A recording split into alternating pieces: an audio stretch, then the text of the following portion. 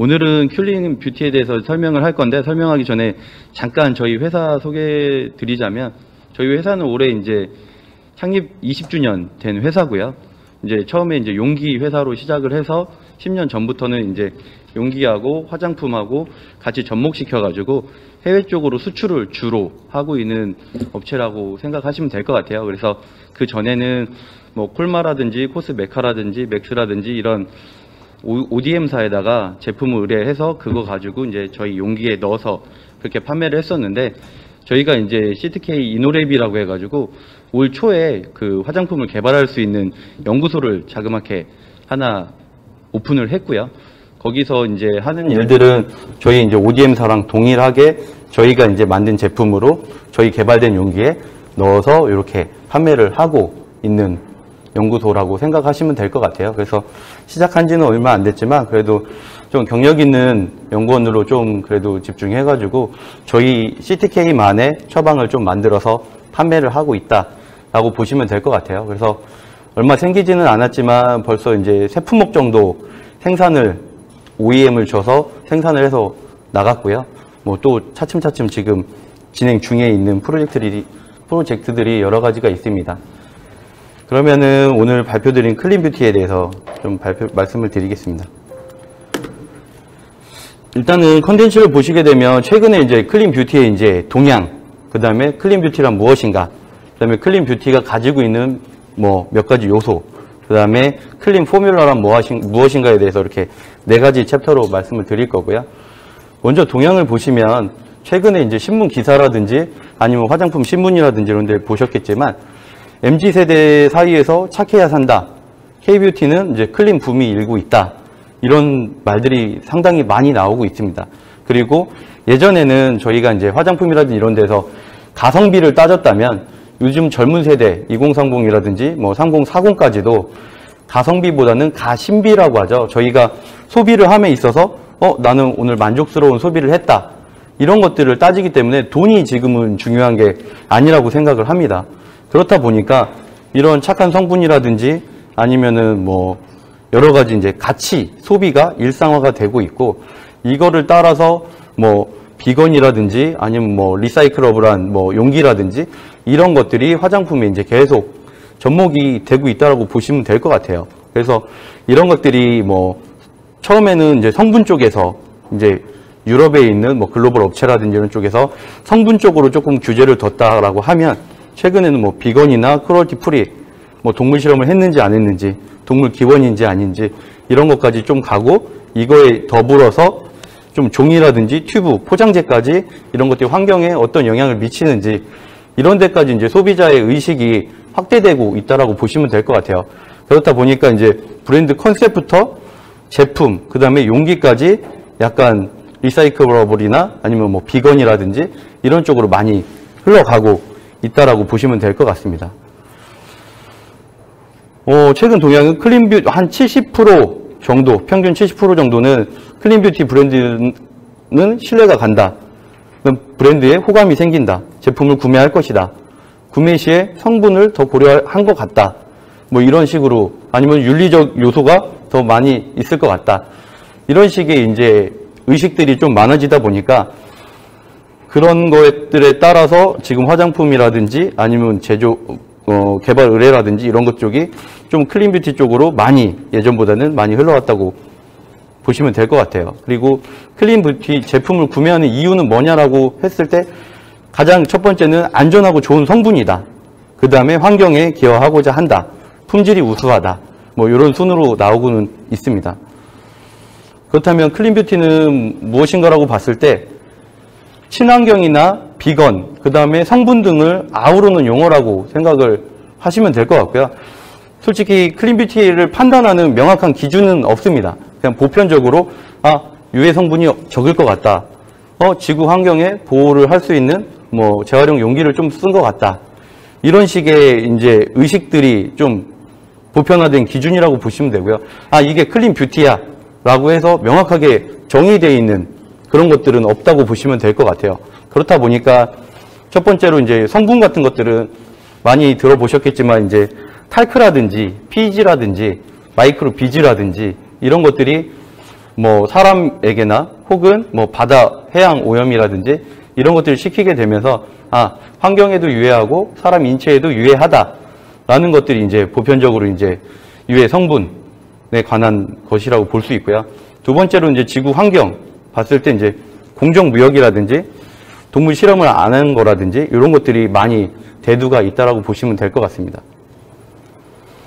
그래서 화장품에서 있어서 이제 클린 뷰티라는 거는 한마디로 말씀드리면은 화장품을 개발하는 모든 단계에서 모든 것들에 대해서 해를 끼치지 않는 화장품을 클린 뷰티다라고 생각을 하시면 될 것 같은데 이게 솔직히 많이 어렵습니다. 원료 부분에서도 그렇고 뭐 솔직히 화장품 많이 쓰시긴 하겠지만 용기 자체를 지금 앞에서 뭐 펌텍이라든지 우성이라든지 SK케미컬이라든지 이런 리사이클업을 하고 뭐 친환경인 소재들을 많이 이렇게 개발을 하고 하시지만 여기 계신 분들도 솔직히 화장품을 샴푸라든지 이런 것들을 쓰고 물로 흔들어 가지고 그 꼭다리 빼 가지고 분리배출을 하시는 분들은 솔직히 그렇게 많지는 않을 거라고 저는 생각을 해요.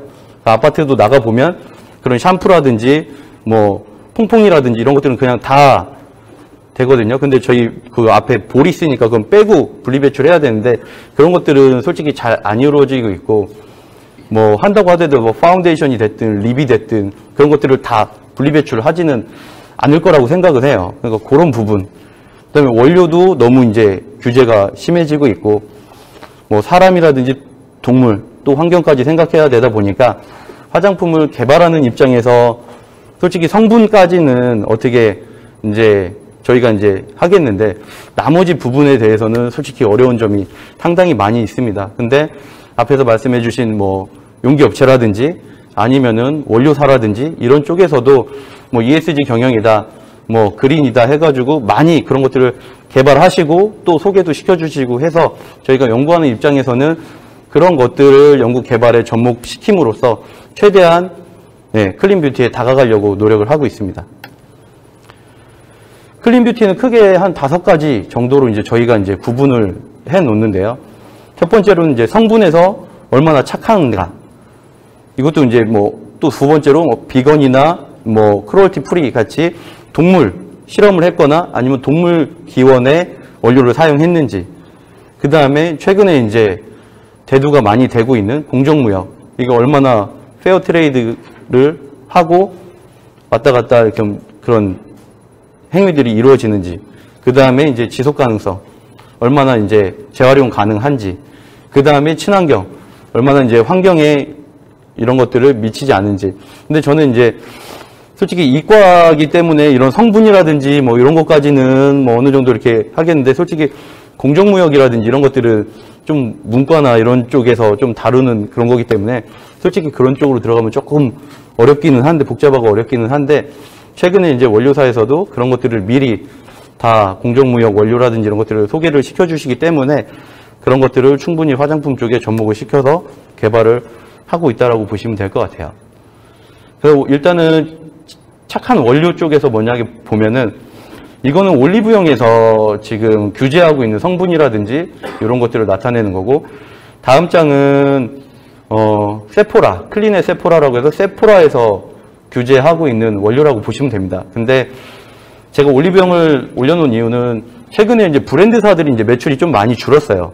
그러면서 그런 올리브영처럼 이렇게 여러 가지 제품들을 판매하는 곳에 이제 매출이 많이 올랐고 실질적으로 제가 출시를 했을 때도 올리브영에 들어가는 제품을 출시했을 때가 매출이 가장 높습니다.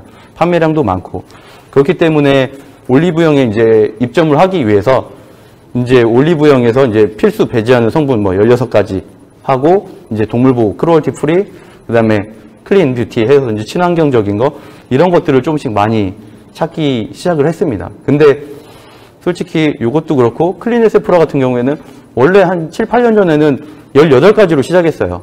근데 이제 점점 하면서 지금 쉬운 4가지까지 늘어났는데 아마 저는 추측하건대 이게 점점 계속 늘어날 거라고 생각을 합니다.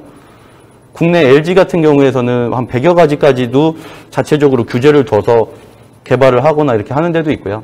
근데 이거는 뭐 정말 이제 저희 이제 몸 호르몬이라든지 이런 쪽에 문제가 되는 원료라고 하면 배제하는 게 맞기는 한데 지금 최근 나오는 뭐 PEG라든지 탈크라든지 이런 것들이 이제 문제들이 되고 빼줘라라고 하는 것들이 있거든요. 근데 이것들이 실질적으로 제형에 있어서는 가장 중요한 역할을 하는 물질들이기 때문에 이것들은 고객들이 취사 선택을 해야 된다고 저는 생각을 합니다.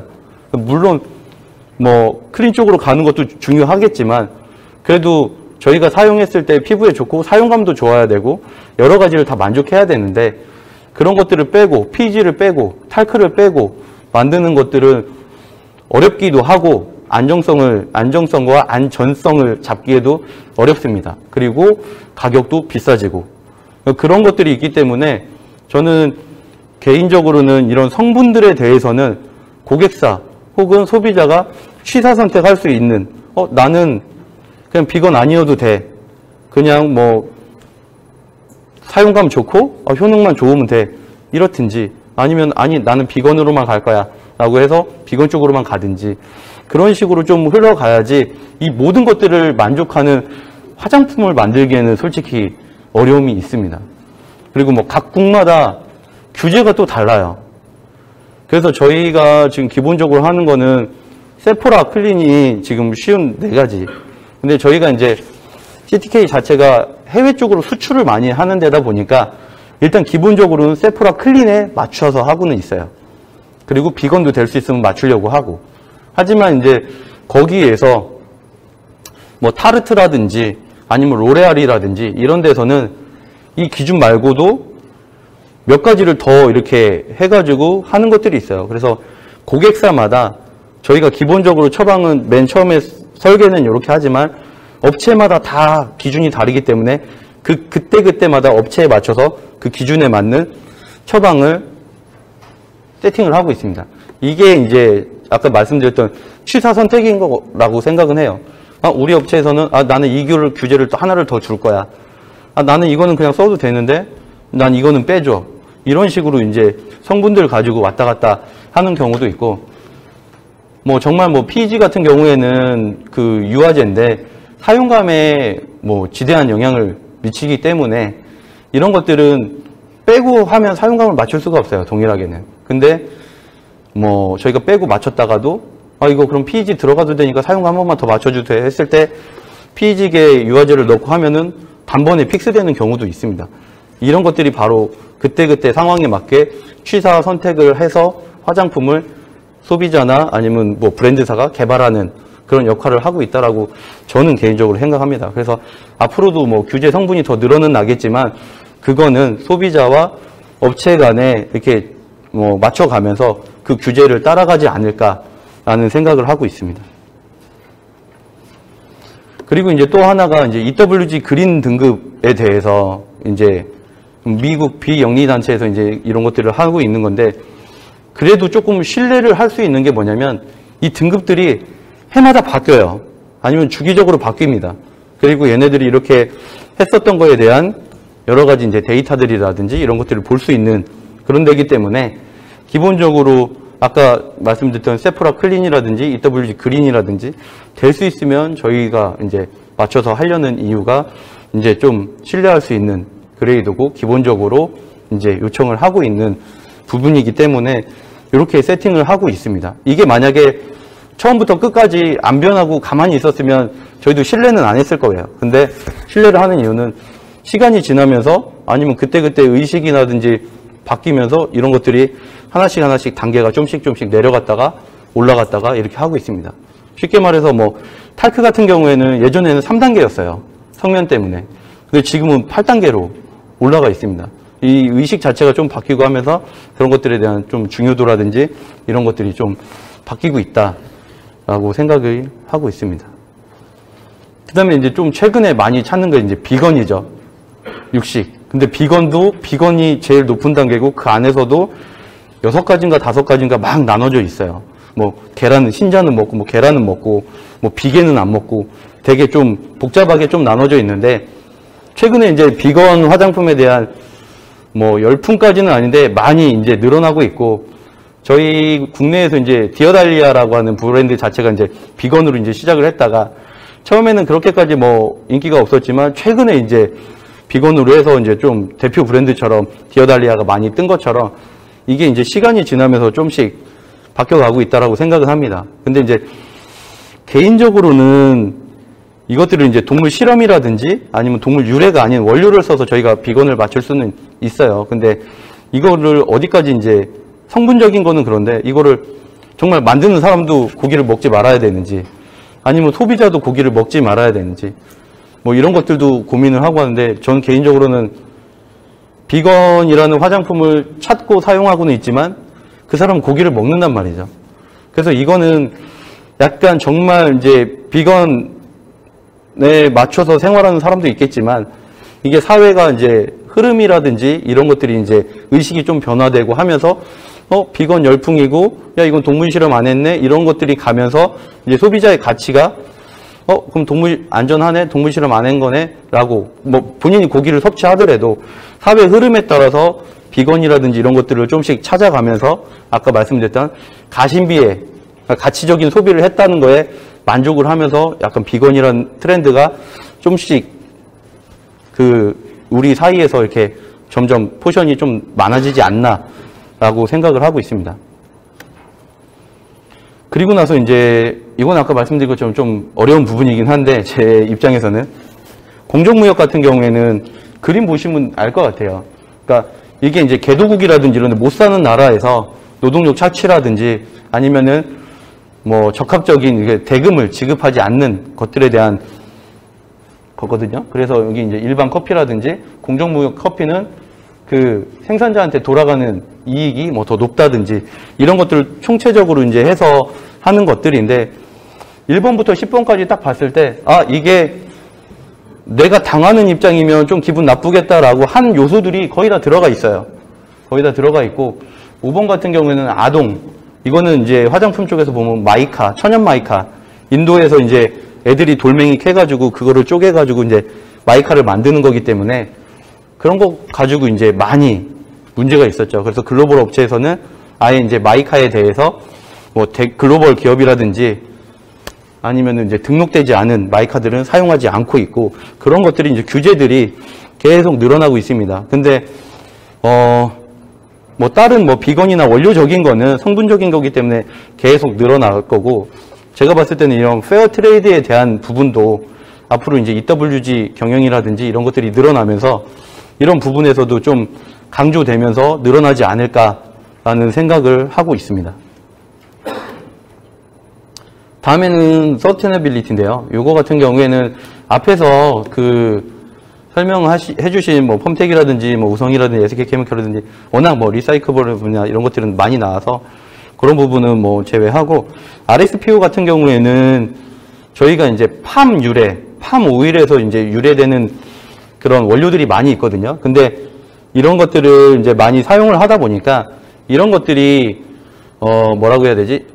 인도네시아나 이런 데 산림을 파괴하거나 이런 것들이 이제 너무 많아지고 있었어요. 그래서 이런 것들을 좀 규제하고 공정하게 재배하고 거기서 이제 공정하게 된 것들만 사용하자라는 뜻에서 이렇게 뭐 라운드 테이블, 서스테너빌리티, 뭐 팜 오일 이렇게 해가지고 RSPO라는 것들을 했는데 이게 한 7, 8년 전만 해도 거의 뭐 저희 나라에서는 생각하지 않았던 거거든요. 근데 이제 제가 전에 회사에 있을 때는 들어갔는데 너무 이제 유럽계다 보니까 계속 RSPO를 하는 거예요. 근데 국내에서 찾으려고 하니까 아직 원료들이 없었고 이제 그때는 이제 저희가 좀 안 됐었는데 최근에는 원료 같은 것들을 가지고 오면서 RSPO 등급과 RSPO 등급이 아닌 것 물론 가격 차이는 나지만 이렇게 같이 소개를 시켜주는 원료사들이 많이 증가를 하고 그만큼 저희 나라도 약간 뒤따라가긴 하지만 그만큼 그런 환경이라든지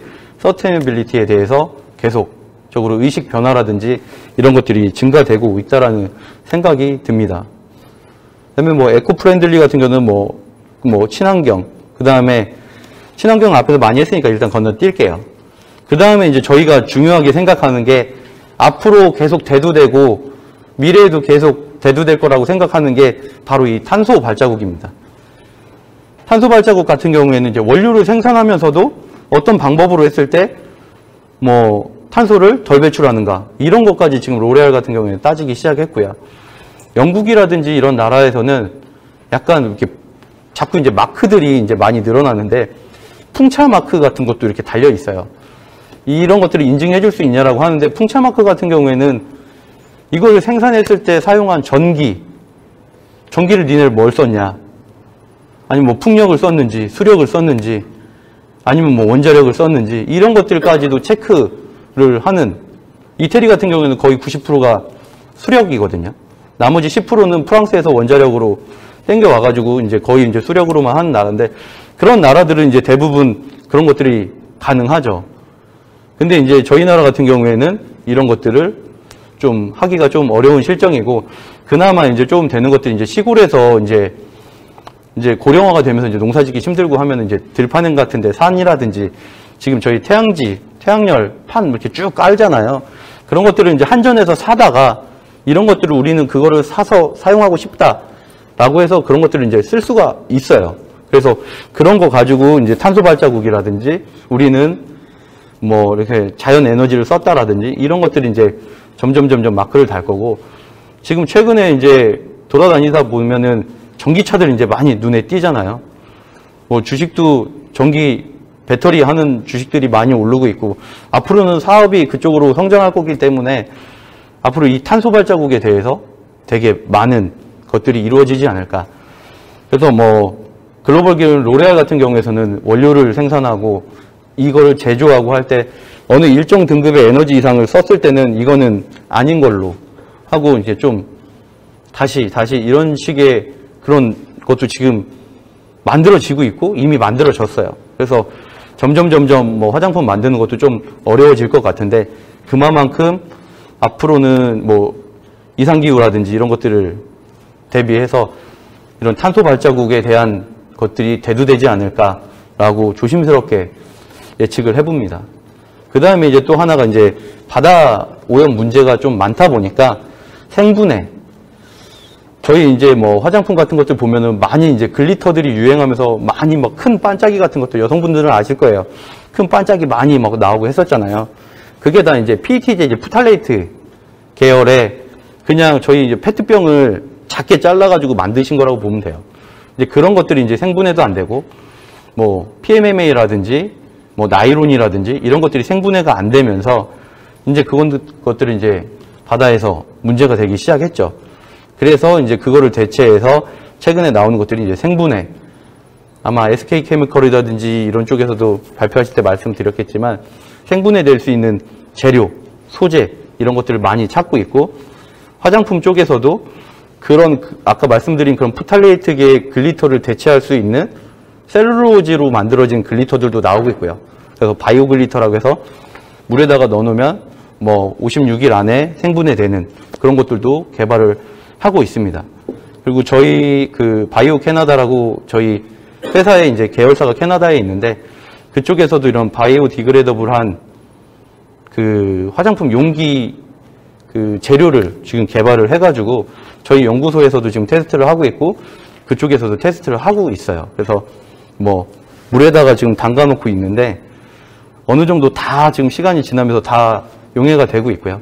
근데 이 디그레더블 자체도 완전히 용해돼서 이걸 미생물이 먹어서 아예 없앨 수 있느냐 아니면 그냥 분해만 되느냐, 요거에 따라서도 좀 차이는 있기는 한데, 그래도 어느 정도 분해가 되는 쪽으로만 가도 뭐 해양에는 크게 지금처럼 뭐 문제를 일으키지 않을까라는 생각이 있고요. 그래서 저희도 처방을 짤 때는 미세 플라스틱 같은 경우에는 지금 다 배제를 하고 실리카라든지 뭐 스타치계로 대체를 하고 있습니다.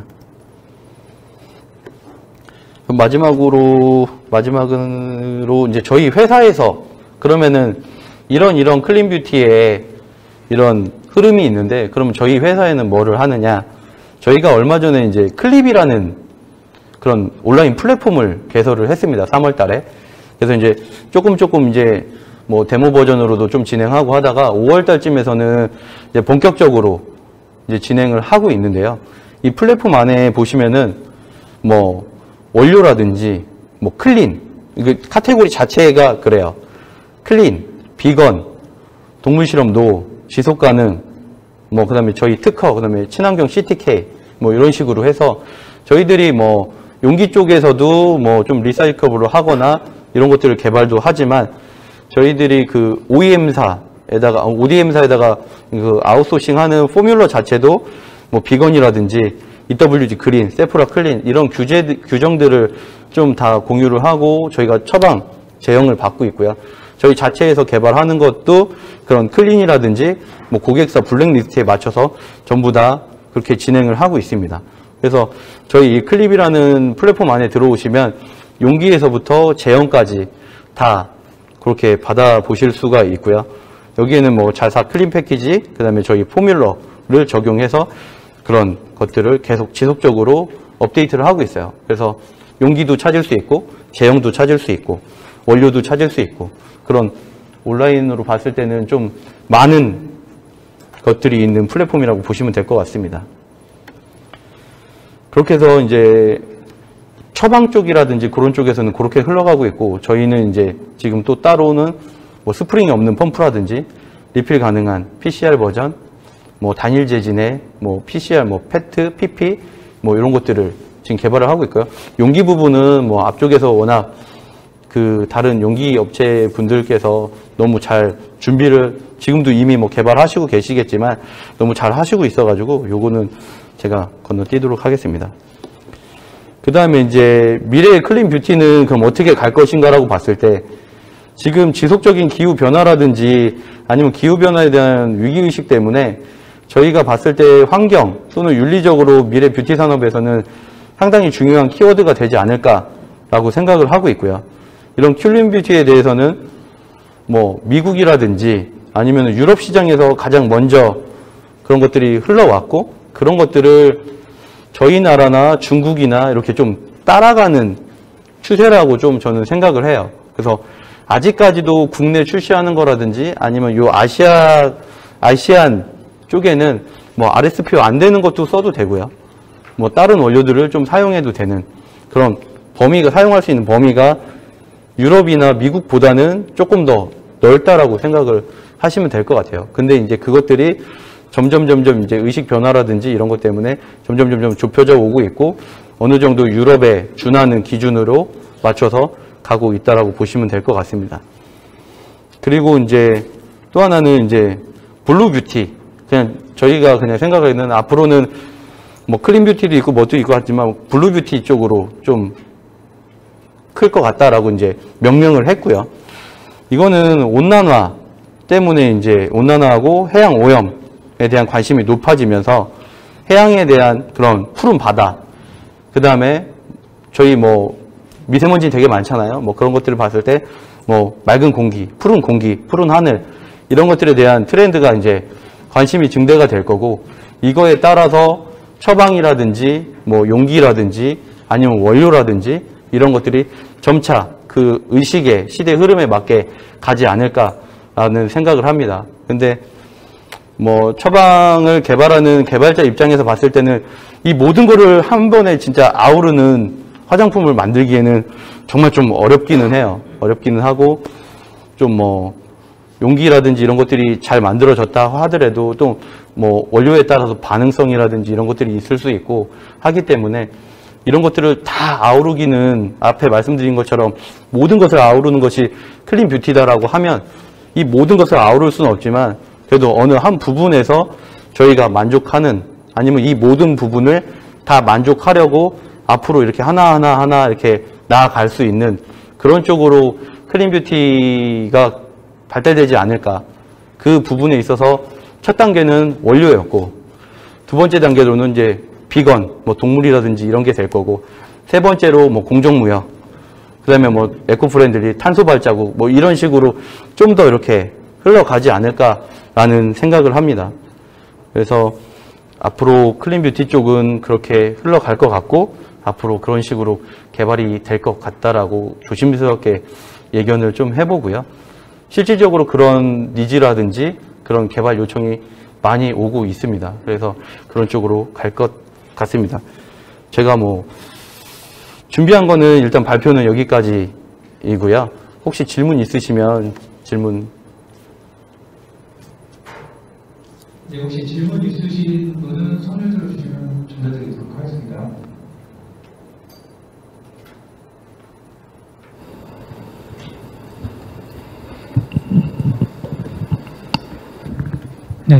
질문 없으시면 이상으로 발표 마치도록 하시고, 지금까지 발표해 주신 이재성 CTK 이사님께 큰 박수 부탁드립니다. 감사합니다.